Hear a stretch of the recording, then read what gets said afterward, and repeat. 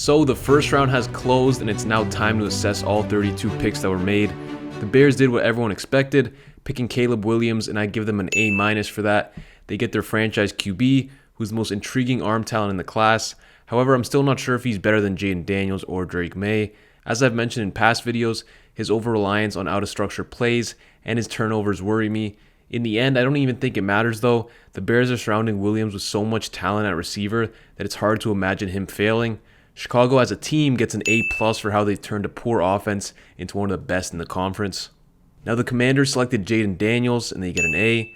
Daniels is a superb prospect with a quick release, outstanding touch, and elite mobility. He's incredibly tough. He's a threat in any situation and can elevate an offense. He has all the traits to be a star in the NFL.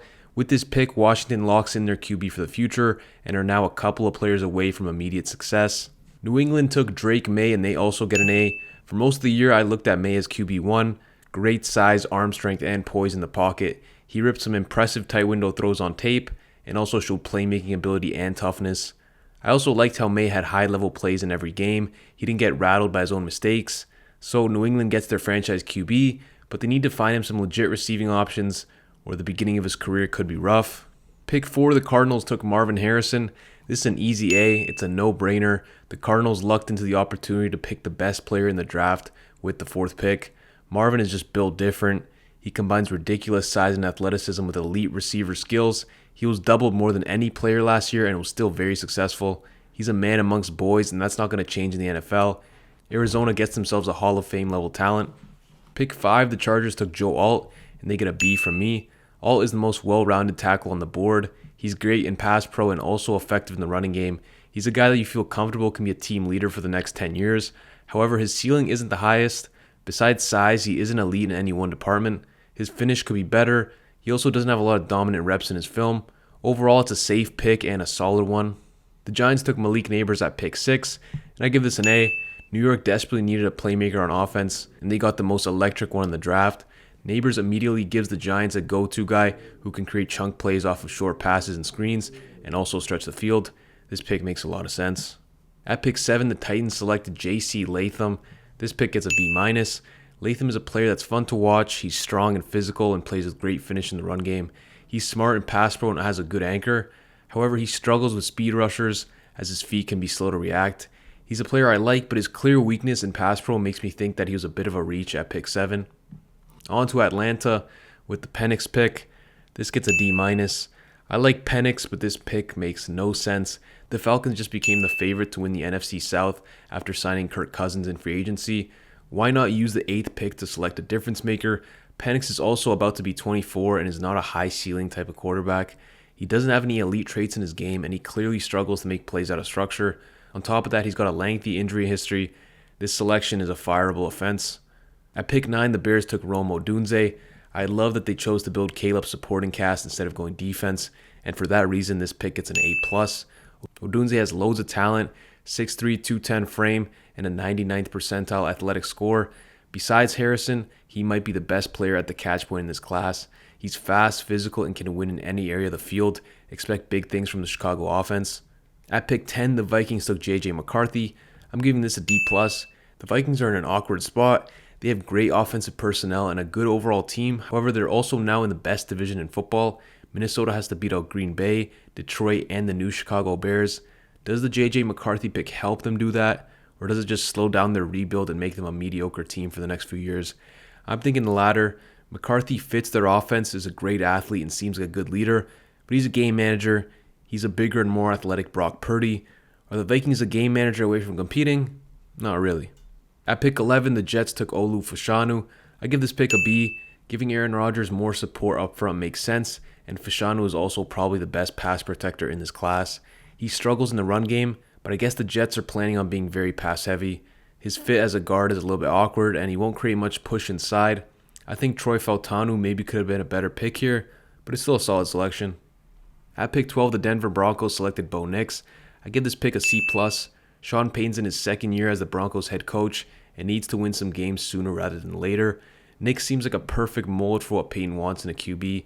He's a mature player who's a high-level distributor from all areas of the field. The Oregon offense made things easier for him, but he was highly consistent on tape. He's mobile, accurate, and has a good arm. He lacks elite traits and a high ceiling, but he's consistent and versatile. I think Peyton can get the most out of him. At pick 13, the Raiders got Brock Bowers. This gets an A. Like I said in my video on Bowers, he's one of the best tight end prospects ever. He can do it all on the field. Even though it's not an area of need, I have no issue with the Raiders' selection. At pick 14, the Saints picked Talise Fuaga, and I think this deserves an A-. The Saints get some much-needed talent at the tackle position and make their team tougher and nastier in the trenches. Fuaga plays with a mean streak and creates movement in the run game. He's got great size and athleticism and shows promise in pass pro. This is a great addition for the Saints. Pick 15, the Colts selected Laiatu Latu. This pick gets an A+. Getting the best defensive player in the class at pick 15 is amazing value. Latu has an elite array of moves and high-level bend. He can win consistently as a pass rusher and is an overall game changer. Top player at an important position. Pick 16, the Seahawks selected Byron Murphy II. This gets a B-. Murphy is exceptionally quick and has flashes on tape. He can make stops in the backfield and is also a threat as a pass rusher. However, he doesn't have plus strength and can get moved around in the run game. Even with his talent, his pass rushing numbers weren't great in college. This is an okay pick. At 17, the Vikings traded up for Dallas Turner. This pick gets an A-. Dallas Turner has ridiculous physical measurements and is a versatile athlete who can do it all as an edge player. He will be exciting to watch in a Brian Flores defense. I question why Minnesota is trading up considering the current state of their franchise, but this is an excellent selection. Pick 18, the Bengals picked Amarius Mims. This also gets an A-. Mims is a massive dude at 6'8", 340, but he also has exceptional athletic skills. He has all the potential in the world, but he still needs to clean up his hand placement and refine his footwork. It'll take some time in coaching, but this is the kind of potential you want from your first round selection. Pick 19, the Rams took Jared Verse. This gets an A-. The Rams spent some draft capital in the edge position last season, but now they get an alpha to add to their line. Verse is a physical specimen who is fast and exceptionally powerful. He is sound in the run game and can crush pockets as a rusher. He doesn't have the best bend, but he plays with high effort every snap and brings toughness to a defense. Pick 20, the Steelers selected Troy Fautanu. This pick gets an A. I thought Fautanu would go earlier, but the Steelers wisely took advantage once their turn arrived. Troy immediately improves Pittsburgh's line. His tenacity and toughness is what you want in the trenches. He has incredible mobility and can be a star in the run game. He'll probably be best inside, but can also play tackle. Great value pick in a position of need. Pick 21, the Dolphins picked Chop Robinson. This selection gets a C-. Chop has good athleticism and twitch, but ultimately he's undersized, doesn't have elite movement or bend, and can be a liability in the run game. Miami already has plenty of talent at edge, so this pick confuses me. There were better prospects on the board, and Miami decided to get a guy who lacks a high ceiling and will be the third best player at his position on the team. Pick 22, the Eagles selected Quinyon Mitchell. This pick gets a B. Quinyon is hard to judge for me. He's got exceptional physical traits and played very well at the Senior Bowl. I see the potential with him, and there's a lot of things to like in his game, but I need to see more tape of him versus high-level competition. Still, though, he's a good player, and this is an area of need for Philly. Pick 23, the Jaguars picked Brian Thomas Jr. I give them an A+. I've been a big fan of Thomas during this entire draft season. He's got exceptional size, athleticism, speed, route running ability, and hands. He can run on the outside and has the release ability to beat press. The Jaguars accumulated picks by trading down and still got Lawrence's new go-to receiver. Pick 24, the Lions traded up for Terrion Arnold. I give them a B+.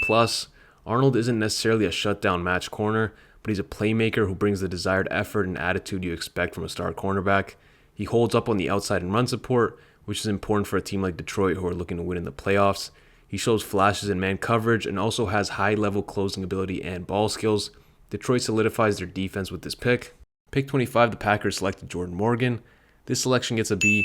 He's a high-level athlete with the necessary movement skills to play inside or out. He provides versatility and can help solidify the Packers' line at multiple positions. Pick 26, the Bucs got Graham Barton. This pick gets an A. Tampa gets the most athletic interior offensive lineman in the class. Barton finished with the second highest relative athletic score ever for a guard. He has good hands and also is a finisher in the run game. He's a well-rounded player, and you can expect him to be successful for a long time. At 27, the Cardinals picked Darius Robinson. This pick gets a C. Robinson plays with exceptional power, however he's an awkward fit as he doesn't really have the speed to excel outside or the strength to dominate inside. He's a good player, but a reach at pick 27. Pick 28, the Chiefs selected Xavier Worthy, which gets a B+. Worthy is the explosive playmaker that the Chiefs' offense has been missing the past couple of seasons. He's a threat every single play, no matter where he lines up, and will add a new element to the KC offense. At 29, the Cowboys selected Tyler Guyton. This pick is a B. Guyton is an elite athlete at 6'8", 320. He's very effective in the run game and moves with ease. He still needs a lot of polish with his hand placement and striking, but his physical profile makes him an intriguing prospect that could be a quality starter for Dallas down the line. Pick 30, the Ravens got Nate Wiggins. This gets an A. Wiggins is arguably the best cover corner in the class, and Baltimore scooped him up this late in the draft.